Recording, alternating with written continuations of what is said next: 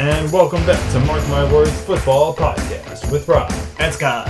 And we thank you for listening to the podcast. Feel free to follow us on any platform you get your podcasts. We are available everywhere. And it has been a tumultuous 2 weeks here as we look forward to the Super Bowl. We hope you enjoyed our last episode where we recapped some of our best and worst takes of the year. And now we go into this highly anticipated Super Bowl of the Chiefs and Eagles. Yeah, really a very good matchup, and probably one of the most excited I've been for a Super Bowl in a while, I feel like. Yes, two very high-powered offenses, very good coaches, and it should be a very, very competitive game among two of the best teams in the league. In my opinion, two out of the three bests, because I think that the 49ers, well, we all know the 49ers deserve to be here, and if they didn't have their fifth-string quarterback, they would have won, but that's beside the point. It's still going to be a very good game. Yeah, just to say how good these teams are and how close they are, I'll throw in this stat from Field Yates on Twitter. Both of these teams have a 16-3 overall record. Both of these teams have 546 points scored. Both teams have 6 All-Pros, including a Kelce brother and their quarterback, and both teams were the number 1 seed in their conference. Wow, that's astounding. Yeah, really a very fun stat for that one. Yes, and I think that speaks to just, the excitement level going into this game. A lot of good stories here, like Andy Reid facing his former team, the Kelce brothers going after it. It's going to be a very entertaining matchup. Yeah. So let's start it right off here with our picks. So I guess I'll start off here. So in the Super Bowl, I have the Philadelphia Eagles winning by a score of 25-23. 25? Yes. All right. And do you care to explain how this score might come to pass? Well, I believe that the Eagles are going to be able to score 3 touchdowns as well as a field goal. Gotcha. Wait, so you're anticipating possibly a 2-point conversion happening here at some point? I am. Okay, interesting. Not out of Sirianni's realm there. He is known to do some weird things. But I'm going the opposite direction. I'm going to have a similar score, but a different winner here, as I will have the Kansas City Chiefs winning this 24-20. And I just think Kansas City is the better team in this matchup, mainly and only due to Patrick Mahomes, because the story here is you look at the units of all the teams, and I would say that the Eagles have a better D-line. I would say the Eagles have a better O-line. I would say the Eagles have a better run game, a better receiving game, and they have been a very consistent team all year, but I do believe in the magic of the Chiefs and their Super Bowl experience here, because the Eagles, who among them has played in a Super Bowl? Very true. But this one too, like as you said, very close teams, and it's hard to find some edges here. I was looking through a lot of stats and find these teams ranked similarly in a lot of different categories. Like we said, exact same points scored, very closely, and rush yards per attempt, rushing defense, scoring defense, like so many things where they were very close. So it's hard to pick an edge here. But one of the edges that I found that I think could play a very big part in this, and I think is a big part of why I picked the Eagles in this one. So the Eagles led the NFL in carries per game with 3 or less yards to go, and they also had the highest success rate in the NFL of 71%. Pretty good stat rate. But Yes. There's also another part to add to this. Kansas City is 30th this year in red zone percentage for their defense. So I think this could play a big part of when you get in goal-to-goal situations. I think the Eagles certainly have the ability to punch it in, whereas the Chiefs have struggled a bit this year with their red zone defense and short yard situations. That is a good point, and I could use my point that I've been using in the playoffs, that rushing teams, the team with more rushing yards, have more, are like 10-2 these playoffs. But I will use that and say that the two wins by teams that didn't were the Chiefs. The Chiefs have had less than their opponent, and they've still come out on top. So I don't believe that will play a factor here. And also, Jalen Hurts has not thrown for over 200 yards in the two playoff games he's played in. And I don't think he's the same as he was in the regular season. Now, both quarterbacks are dealing with injuries, but I think Mahomes was the better quarterback, and I think he still is the far superior quarterback in this game. And that's what it's going to come down to for me. I just don't trust Hurts in those big-time situations. And if I'm a Chiefs fan, I don't fear their receivers because I don't fear the quarterback throwing to them. And that's kind of just the X factor there, is that I just think the passing game of the Chiefs will be able to exploit the Eagles much more than the Eagles' passing game will be able to exploit the Chiefs. I think you made some good points there. Like the last one, yes. The Chiefs passing game, I'd say, is better. Even though I believe that the Eagles have better weapons in general. Yes. But Mahomes is so good, he compensates otherwise. I think where the Eagles could come into play there is if they are gashing you with runs all day and the Chiefs have to start putting more guys in the box, they're going to hit you over the top with a big play from A.J. Brown or Devonta Smith. But like I had seen, they had not been hitting those last couple weeks. But I did want to mention back to your first point there that Hurts hadn't had over 200 yards these two playoff games. I think those are very script related, as well as possibly a little bit injury related, as they were blowing out the Giants by a lot, and then versus the 49ers, that game was not close either. So Hurts really didn't have to do anything, and I think they wanted to keep it out of his hands as well. Yeah, that could be true, but for this game, if you want to beat Kansas City, you're going to have to throw the ball, and not having done that for, nigh on 5 weeks now because he was out, that's going to definitely play a factor here, and you may see some rust, and you really can't afford to lose any ground on the Chiefs. Yeah, I mean, that's definitely true, and really could play a big part in it if Hurts isn't 100% there. And I also am trusting the Chiefs a lot more than the Eagles this year because of what I have seen this year. So based on just the evidence, and the Eagles, I mean, they have not really faced a great quarterback all season long, and they're about to face the best one in the game. So they faced Daniel Jones twice, they faced Taylor Heineke twice, Cooper Rush once, Dak Prescott, who they lost to, that was the best quarterback they faced. They faced Rodgers, and they give up 33 points to him. I mean, they're facing the likes of very low-tier quarterbacks, Matt Ryan, Davis Mills, Tannehill, Fields. They lost to Andy Dalton, for Pete's sake. And then even in the playoffs, they faced the 49ers' Josh Johnson. I mean, we have not seen them win against a good quarterback all season long. And this is just going to be something new for this young team that I just don't think that they're going to be able to overcome this. Because we have not seen them be able to do that, be able to stop an actually elite passer this year. I feel like I'm usually on the opposite side of that train. Most because the Eagles have beaten these opponents by so much. If they were much closer game, I feel like that'd be a different story. Like something we talked about a lot about, like Minnesota, say. But I think it does matter, like I mentioned last week, how you won. I mean, yeah, or like why you won. Why did you win? I mean, how many more points did you have than another team? Like, what was your offense doing? Did you win because of your offense? Did you win because you just had one lucky turnover at the end? I mean, you can definitely make the point that the Eagles had a lot of turnovers because they did. And that's certainly a big part of why some of their wins are. But I think because they won some of their games by so much, that factors into it more for me than if they just won them by one score. Because, again, like I brought up before, Kansas City had close games with a lot of worse teams like Denver and Houston. And Kansas City lost earlier in the year to both Buffalo and Cincinnati. That is true.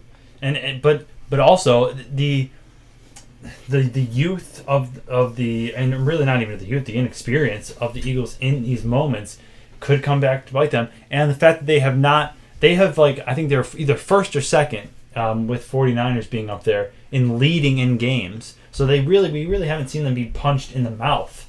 And if that happens here, do they have the resilience to come back from that? Because they're so used to playing from ahead, are they going to be able to adjust in the biggest game of the year if they happen to get punched in the mouth early in the game? That is a very big point. And I tend to think that it's going to happen the other way, that they're going to be able to control the ground early and keep the script that they want. That is essential to them. Yes, but if they don't, I would be very concerned about the Eagles' chances to win early on if their ground game can't get going and Mahomes is firing on all cylinders right out of the gates. Say Kansas City builds an early lead, or even they just take a lead of 14-7, and KC just keeps lapping. Like the Eagles can't keep up. They just never close the gap. Like Kansas City, every time the Eagles score a touchdown, Kansas City scores a field goal. They score another touchdown, something like that. That the Eagles don't have quite the offensive firepower to keep up with Mahomes if he has a lead. Yes, and the Eagles rather, they're so run centric that even if they had the will to mount a comeback, it would just take time, just because of the nature of their offense. They're very run centric, so running, you choose the clock. Right. So you cut your time to come back substantially by sticking to the run game, which is their strength. So I do think getting out to an early lead for the Eagles is very important. Yeah, or at the very least, keeping it close. Yeah, like neck and neck. Sort of. Keeping it like within a 3-point lead. Yeah. I think if it gets more than 7, like if it gets a 10-point lead, if it gets to a 2-score lead, that spells trouble for Philadelphia. Right, and that's another reason why there's no score and there's really no point in this game where I will feel like the Chiefs have lost it. Right, if it's going to the fourth quarter and the Eagles are up by 3 possessions, I will still. I wouldn't maybe be confident, but I would be on the edge of my seat because we all know what Patrick Mahomes and the Chiefs can do. And there's no lead that feels safe with them, ever. Yeah, that's certainly a big point. And an interesting stat about the Chiefs, I mean, and like I said, they've had some struggles in the regular season, but they are very hot right now. They have an 82% red zone touchdown percentage their last 5 games. As clutch as they come. Right. So, I mean, that's a good point in Kansas City's favor, is that they are the hotter team right now, I think, indisputably. Yes. I think the Eagles were overall the better team in the regular season, but Kansas City's hotter right now. So, does that matter? Do you think that plays a factor into it? Who's hotter?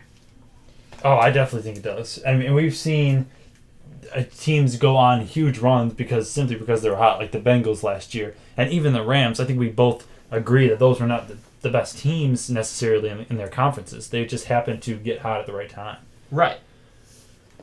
So, I think that's also part of why it's good about this matchup, or why I'm excited and like it a lot, because I think these are the 2 best teams, or 2 of the best teams you can get. Yes. And I would have liked to see the 49ers in it, because I think that was really unfortunate what happened with them. But the Eagles are deserving of this, just as a unit. I don't know if there's been a team this year that has played as consistently good as they have on all levels of the field. Yeah, 100%. They're not like totally dependent on one unit. Right. And one other point where I'm a little bit concerned for the Eagles is Hurts under pressure. So a stat I heard was when being pressured by 5 rushers, Hurts is 28th in success rate and 29th in EPA per play, and his yards per attempt dropped from 8.5 to 5.5 when pressured. That's the 4th worst drop among quarterbacks. Wow. I mean, admittedly, he probably hasn't been forced to do that a lot because his offensive line is so good.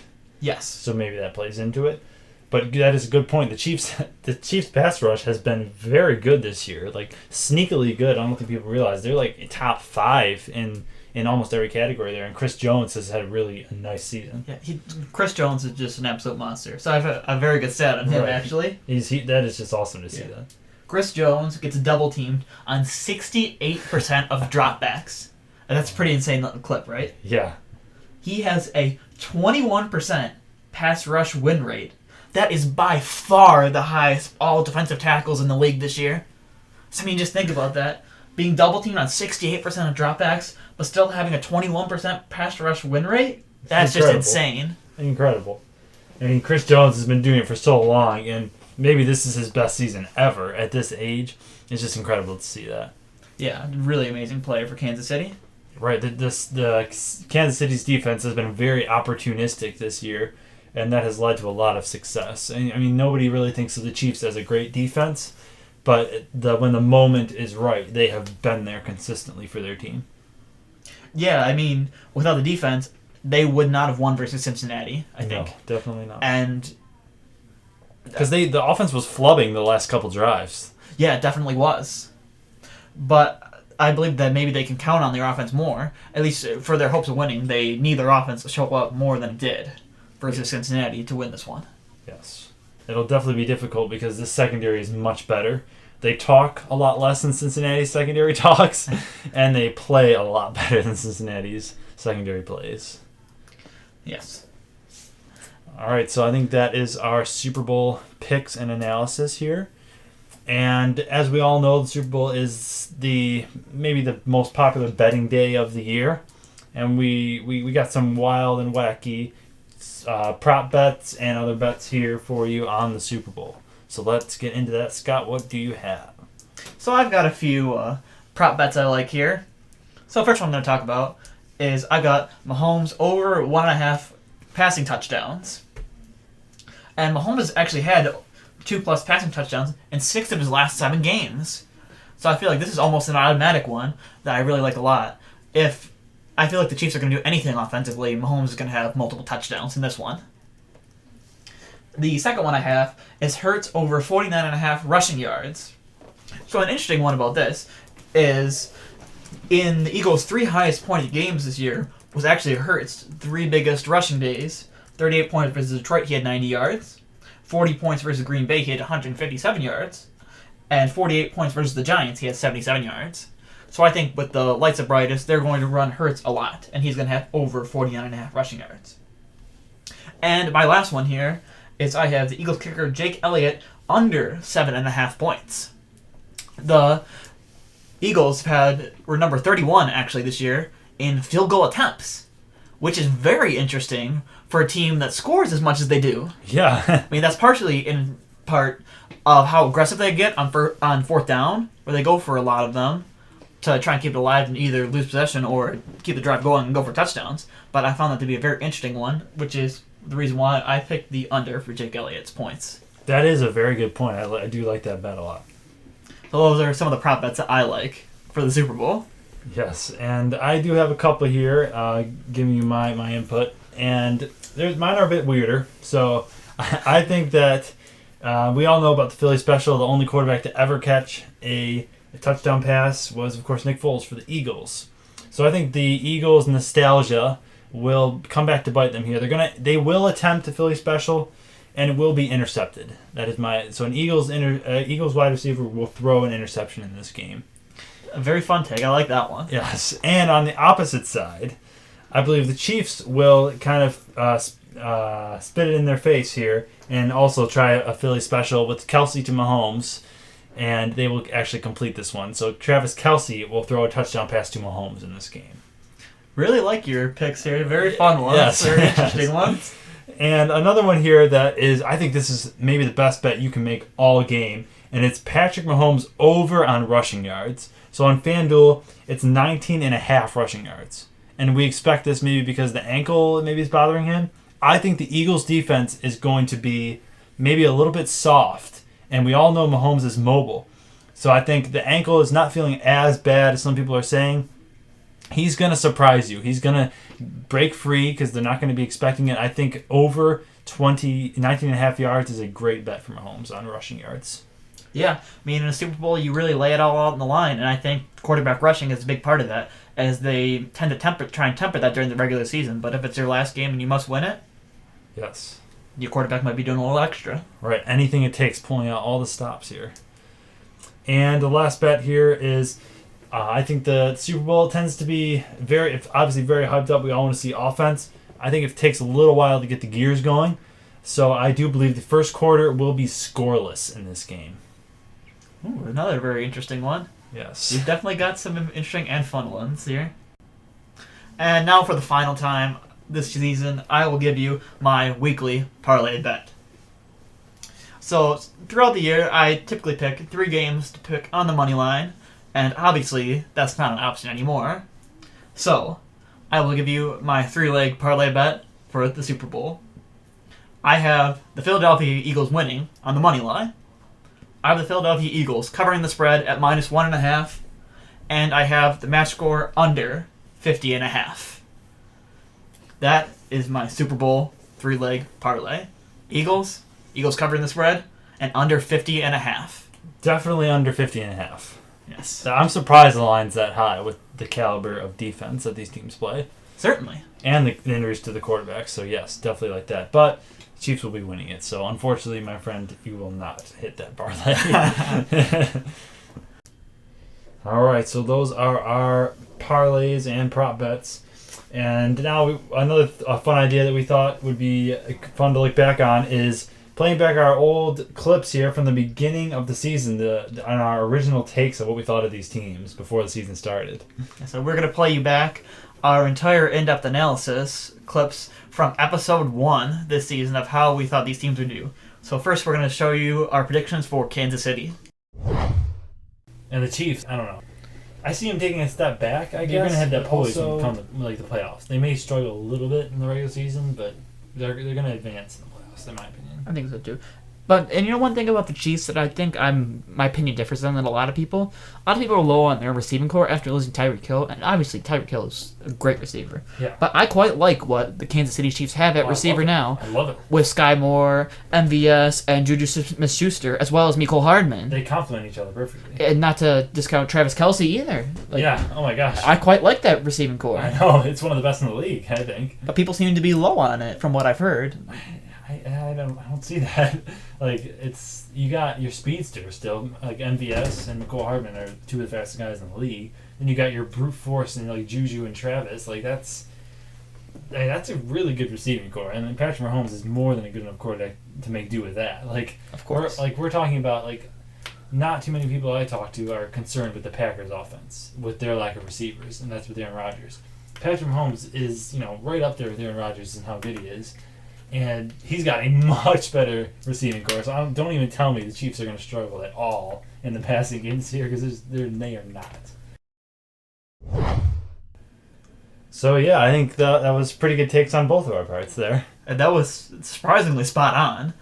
I really liked your take there, how you said that they would struggle in the regular season but advance in the playoffs, which they did. Yes. And good points on both of us by saying that they have a better receiving core than some people thought. I mean, I took it a little too far when I said one of the best in the league. But, I mean, sure enough, Mahomes more than made do, and he's probably going to win the MVP this year. He definitely should win the MVP, and they had one of the top offensives in the year. Yeah. Just like we kind of said they would. Right. I think we both just, in the end, we trusted Andy Reid, Patrick Mahomes, and the offensive minds they have there, and their playoff experience would lead to success. Right. And, yeah, bumps in the road were inevitable after, a big adjustment like that, but I think a very good job by us. So give ourselves a pat on the back on that one. I agree. One of our better takes this year. And we'll go into our second one now. We'll see what we had to say about the Eagles coming into the year. I have been very low on the Eagles. I did not think they belonged in the playoffs last year. They didn't. They beat garbage teams. I'm not a Jalen Hurts believer. No. People have been very high on them, and I have not been on the Eagles train whatsoever. Yeah. I think Devontae Smith is a rail. I don't think he's going to do much of anything in the NFL. And A.J. Brown is a great receiver, but, I mean, when you're a receiver, you're only as good as your quarterback can be.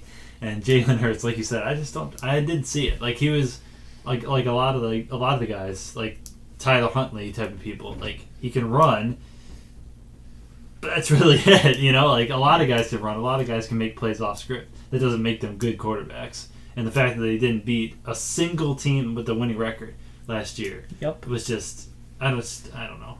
And Coach Sirianni he's a joke. He's like the polar opposite of Dan Campbell. Like, just completely awful at the podium. Personally, I will be betting the under for the Eagles record this season. What is the number for their wins? It has been around 9. 9? 8.5 to 9. I have them going 9, but yeah, I would bet the under on that because depending on how the season goes, they may bench Hurts, and then it's all over from there. So yeah, a little bit rough on that one there. A little. Yeah, not so spot on there. My Devontae Smith point was horrible. I said he wouldn't ever do much, and he proceeds to have his best season over 1,000 yards. Yeah, I do want to point out that the last year's playoff take still stands. They did not belong that year. Oh, very much so, yes. But I mean, another great point there where you compared Jalen Hurts to Tyler Huntley. I mean, Huntley was in the Pro Bowl this year. Yes, that's a good comp. Come on. that's a really good comp. Tell me, Eagles fans, you wouldn't like Huntley on your team just as much. But it did take me a long time to come around on Hurts, but he ended up having a very good year. Yeah, he did. Yeah, I think we both... It's one of those things we reluctantly were like, okay, this guy's a guy. He's good. And also my under on Eagles wins this year. That I had to stare at that in my open bets for the vast majority of the year. Yeah, they supplanted that as soon as they could. Yeah, I think they... only lost one game. I think they had already gone over that before they lost a game. Yeah.